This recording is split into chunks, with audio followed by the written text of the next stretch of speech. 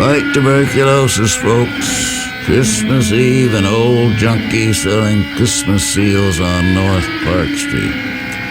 The priest, they called him. Fight tuberculosis, folks.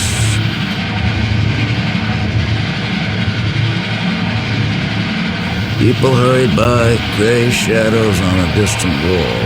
It was getting late and no money to score. He turned into a side street and the lake wind hit him like a knife. Cab stopped just ahead under a streetlight.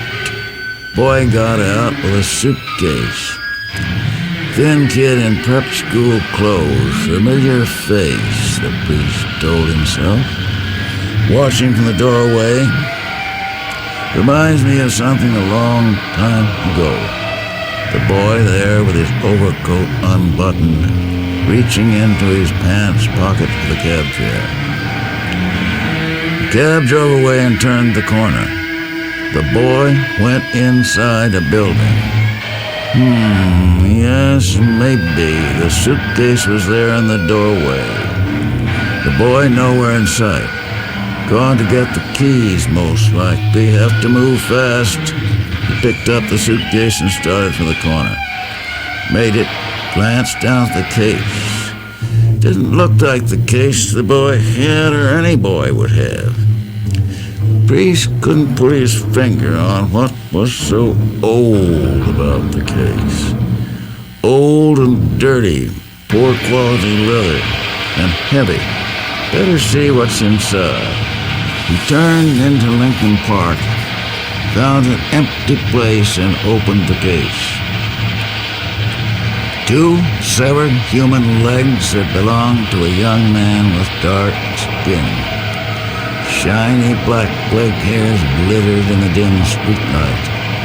The legs had been forced into the case, and he had to use his knee on the back of the case to shove them out.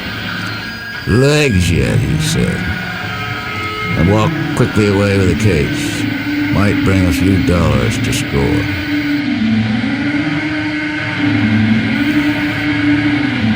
The buyer sniffed suspiciously. Kind of funny smell about it. It's just Mexican leather. He should.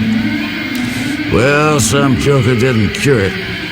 The buyer looked at the case with cold disfavor. Not even right sure he killed it, whatever it is. 3 is the best I can do, and it hurts. But since this is Christmas and you're the priest, he slipped 3 notes under the table into the priest's dirty hand. The priest faded into the street shadows, seedy and furtive. 3 cents didn't buy a bag, nothing less than a nickel. Say, remember that old Auntie Coker told me not to come back unless I paid him the 3 cents I owe?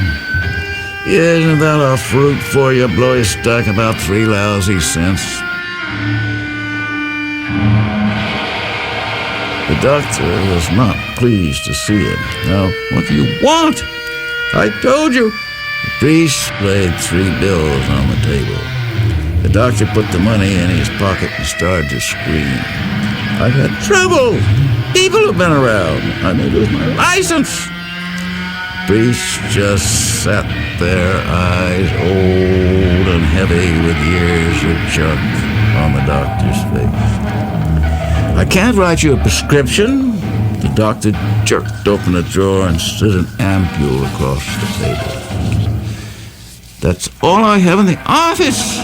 The doctor stood up. Take it and get out, he screamed, hysterical. The priest's expression did not change.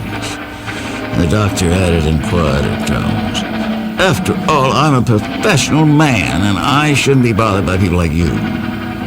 Is that all you have for me? 1 lousy quarter G? Couldn't you lend me a nickel? Get out, I'll call the police, I tell you. All right, doctor, I'm going.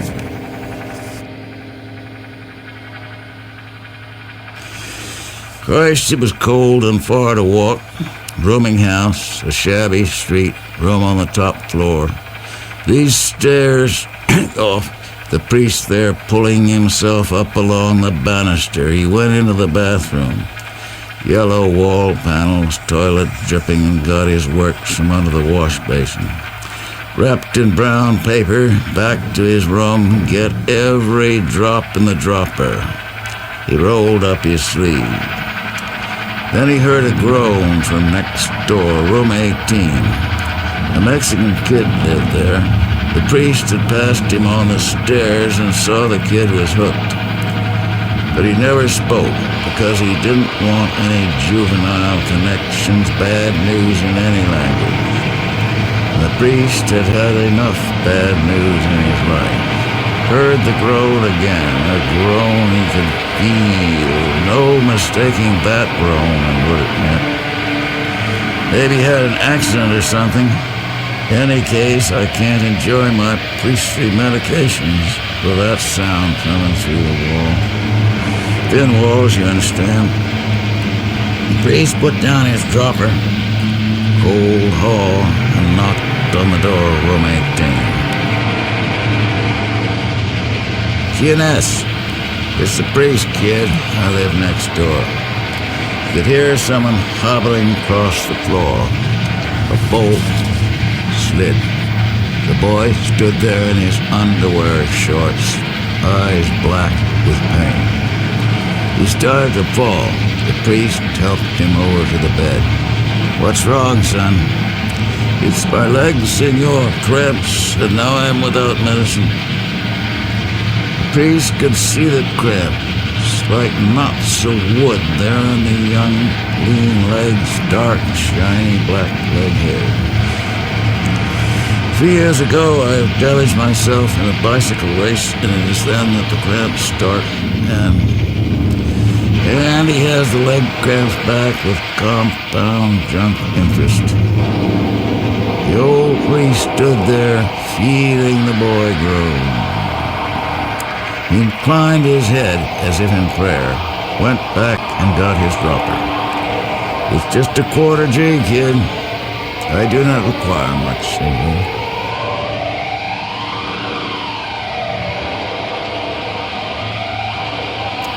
The boy was sleeping when the priest left room 18.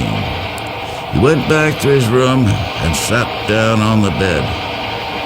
Then it hit him like heavy, silent snow. All the gray junk yesterdays. He sat there and received the immaculate fix. And since he was himself a priest, there was no need to call one.